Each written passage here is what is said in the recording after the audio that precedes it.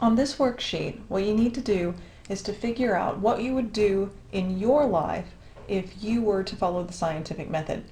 So as you can see, it says for each of the following scenarios, give an example of each step of the scientific method that would be used to solve the problem. In all of these, it's going to say something about you or your. That does mean you, the student.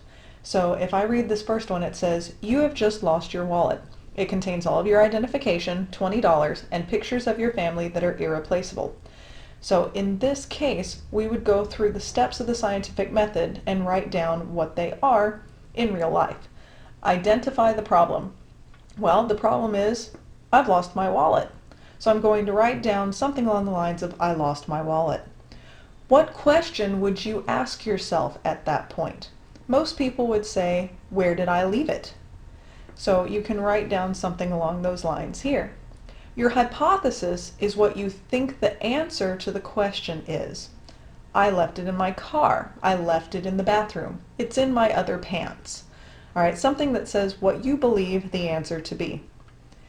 To experiment on that, you need to test your hypothesis. If you think you left it in your other pants, then your experiment is to check your other pants.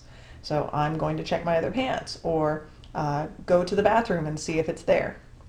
Your conclusion tells whether or not your hypothesis was correct based on your experiment. So it was in my other pants, I found it.